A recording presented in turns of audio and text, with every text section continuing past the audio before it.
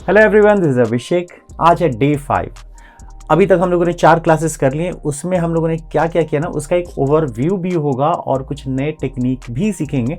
तो यहाँ पे देख रहे हो ना कि बेसिक शेप हम लोगों ने बनाया और बेसिक शेप बनाने के बाद एक फ्रूट रेडी है। अगर आप इसको देख के कह सकते हो कि एक ऑरेंज भी है। अब इसी शेप से हम लोग एक एप्पल बनाना चाहते हैं। उसको एक कैसा, जो एप्पल का जो एक आउटलाइन होता है ना, वो हमें बनाना है। तो यहाँ पे जितने भी आप कट मार्क्स देखे, हम लोगों ने कैसे बनाया, पहले एक बाउंड्री बना ली सर्कल की। सर्कल बनाने के बाद उसको हम लोग एक शेप दिया एप्पल का। तो एप्पल यहाँ पे कंप्लीट हो चुका है। एक टेक्निक है ये, जिससे कि आप बना सकते हो। फ्री हैंड में कभी कभी क्या होता है ना कि एप्पल के दोनों साइड जो है ना मैच नहीं होते। उसको मैच करने के लिए आपको ऐसा शेप बनाना पड़ता है, जैसा मैंने सर्कल के थ्रू बताया। अब मान लो कि आप स्क्वायर के थ्रू बनाना चाहते हो, तो यहाँ पे क्या किया मैंने, एक कट मार्क लगाया है चारों तरफ से। इसके बाद ऊपर का शेप दिया। अब देख रहे हो ना कि एकदम रिजिड लाइंस हैं। अब उसको करना है हमें स्मूथ। तो ये चीज़ें जो है ना, प्राइमरी चीज़ें आप कर सकते हो कट मार्क लगा के। बच्चे भी कर सकते हैं, बड़े भी कर सकते हैं। तो ये बहुत सिंपल टेक्निक है। और देखो, इसमें कई सारे टेक्निक इसलिए बताया जाता है ना कि अगर मान लो एक टेक्निक आपको समझ में नहीं है, तो बाकी के जो एक टेक्निक होगा या जितने भी टेक्निक बताया जाए आपको समझ में आ जाए।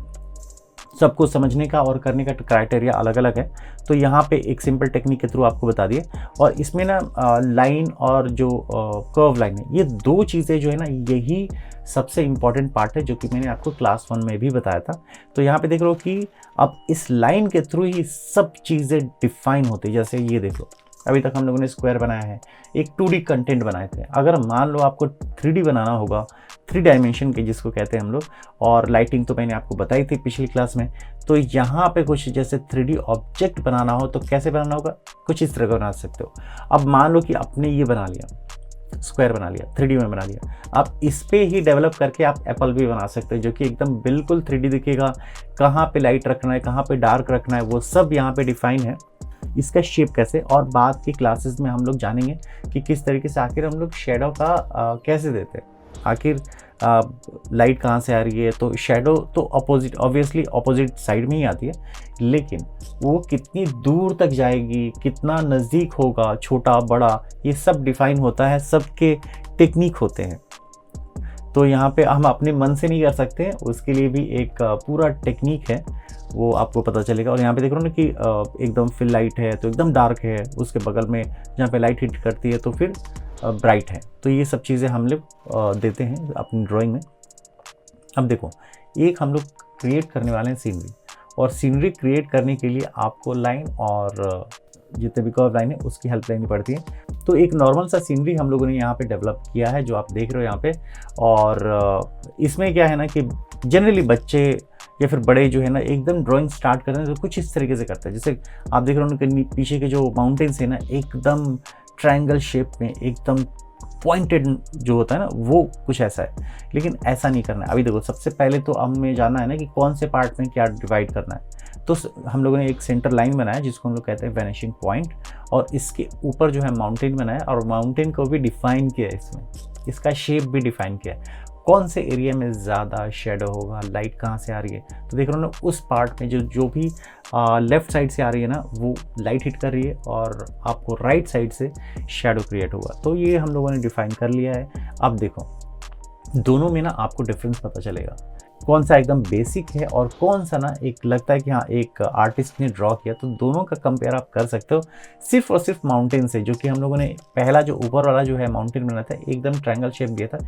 यहाँ पे क्या है ना, एजेस को हम लोगों ने सॉफ्ट किया, थोड़ा डायनामिक शेप दिए हैं, कोई छोटे कोई बड़े। तो ये कुछ इस तरीके से आपको बनाना पड़ेगा, और आपकी सोच जो है ना वो थोड़ी डेवलप करनी पड़ेगी इन टर्म्स ऑफ जो भी आप चीज़ें देखते हो, और देखते हो उसको उस तरीके से ऑब्जर्व करो, ऑब्जर्व करने के बाद उसको ड्रॉ करो। तो यहाँ पे देख लो, अब हट की बारी आ गई। हट भी हम लोगों ने क्या किया था, ट्रायंगल बनाया और एक नीचे स्क्वायर बना के जोड़ दिया।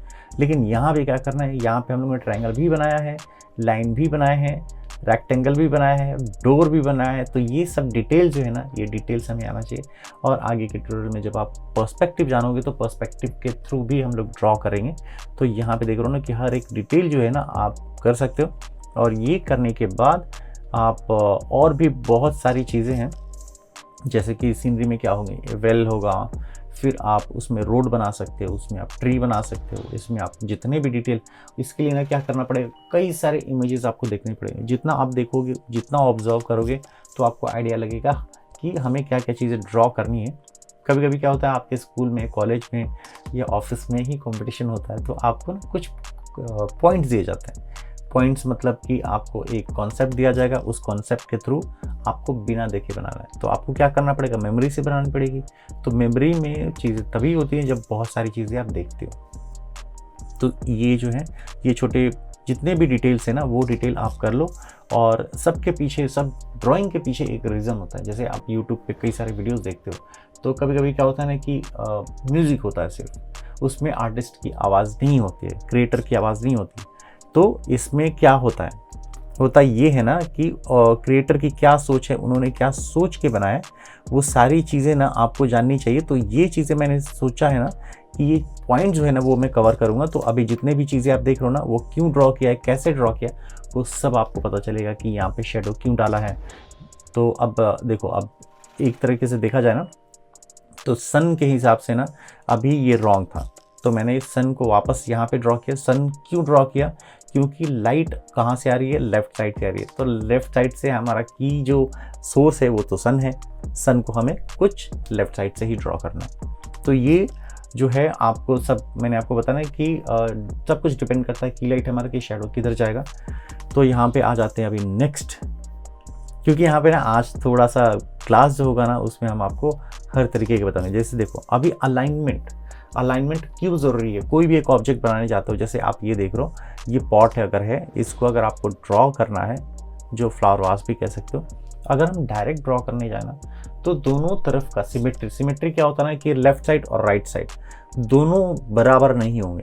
तो बराबर करने के लिए ना आपको क्या करना पड़ता है, सेंटर में आप एक लाइन बनाओगे। लाइन बनाने के लिए ना पहले आप ड्रॉ कर लो एक साइड का ड्रॉ कर लोगे ना, तो आपको पता चल जाएगा कि कितना डिस्टेंस पे वो लाइन से स्ट्रेट लाइन से गया हुआ है। जो भी आपको हॉरिजॉन्टल लाइन गया ना, वही चीज़ें आपको राइट साइड में बनाना है। वो जब बना लोगे ना, तो दोनों का साइड बराबर होगा। अब यहाँ पे हम लोगों ने अकॉर्डिंग टू लाइट यहाँ पे शेड भी कर दिया, और शेड करने के बाद लाइट हमारी कहाँ से आ रही है, राइट साइड से, तो शेडो कहाँ जाएगा, लेफ्ट साइड। तो हम लोगों ने ड्रॉ कर लिया। ये एक टेंटेटिव मैं आपको बता रहा हूँ, और डिटेल तो आपको पता चलेगा ही। इसलिए आज की जो क्लास है एक ओवरव्यू क्लास है, और आने वाले जो ट्यूटोरियल हैं उसके बारे में भी पता चलेगा, और जितने हम लोग कर चुके हैं। अब देखो एक क्या किया हम लोगों ने, अगर एक ग्लास भी बनाना होता है ना, तो क्या करना होता है, एक आपने एक सेंटर लाइन बनाया। सेंटर लाइन क्या होगा, एक अलाइनमेंट लाइन हो गई। अब ये डिफाइन करता है ना कि ग्लास जो है ना वो गिरा हुआ है या फिर स्टैंडिंग पोजीशन में है या कौन से पोजीशन में है। हो सकता है कि स्लांट लाइन अगर आप बनाओगे तो स्लांट जो बनेगा तो ग्लास का पोजीशन थोड़ा चेंज होगा। तो ये अलाइनमेंट लाइन ही आपको डिफाइन करता है कि ऑब्जेक्ट जो है किस पोजीशन में है, किस एंगल में है। तो आज से आप स्टार्ट करो, जो भी आप ड्राइंग करोगे अलाइनमेंट लाइन ज़रूर ड्रॉ करो।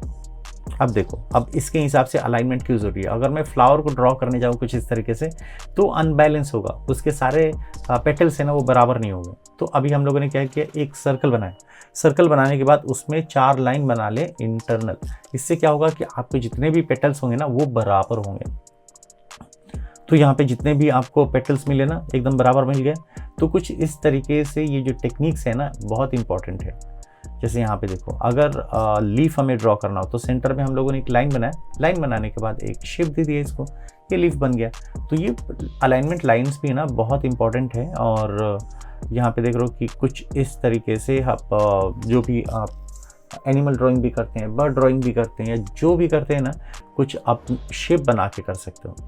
तो ये शेप बहुत इंपॉर्टेंट है। जितने भी हम लोगों ने अभी तक जाने हैं कि वो शेप जो है ना, जैसे ओवल हो गए, सर्कल हो गए, क्योंकि ये शेप हो गया, क्योंकि बेसिक हमारा जो कहते हैं ना कि जैसे कि लाइन हो गया और एक कर्व लाइन हो गया, उससे ही डेवलप होता है हमारा जो भी हम लोग शेप बनाते हैं, ओवल, सर्कल, स्क्वायर। अब यहाँ पे देखो एक पोर्ट्रेट का एग्जांपल दिया। आज तो पोर्ट्रेट नहीं बताने वाला हूँ क्योंकि बहुत जल्दी हो जाएगा, लेकिन फिर भी बता रहा हूँ कि ये शेप और अलाइनमेंट लाइन कितना इंपॉर्टेंट है। पहले अलाइनमेंट लाइन स्ट्रेट आए, इससे पता चला कि फेस आपका बिल्कुल स्ट्रेट है और फ्रंट है। इसके बाद हम लोगों ने उसको सर्कल के थ्रू हेड को डिफाइन किया, तो आउटलाइन हमारा कंप्लीट यहाँ पे हो चुका है। तो इस तरीके से आप कर सकते हो, जितनी भी चीज़ें हैं ना वो कंप्लीट आप कर सकते हो। इसकी इम्पोर्टेंस बहुत ज़्यादा है। और नहीं तो अगर आप फ्री हैंड कुछ करने जाओ ना तो उसमें प्रॉब्लम होती है। इसलिए ड्राइंग के टेक्निक आपको बताया जाता है कि किस तरीके से करना है। जैसे इस तरीके से करोगे तो हर चीज़ें जो है ना वो आपको फ्री हैंड में परफेक्ट नहीं होती। राइट और लेफ्ट साइड दोनों साइड का जो होता है ना वो बराबर नहीं होता है। तो इस तरीके से आप शेप अलाइनमेंट लाइन का हेल्प ले सकते हो कुछ इस तरीके से।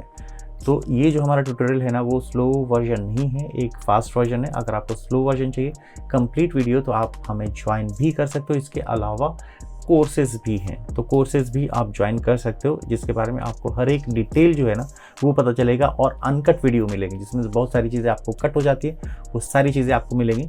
तो बहुत जल्दी मिलते हैं नेक्स्ट ट्यूटोरियल में, तब तक के लिए बाय, टेक केयर।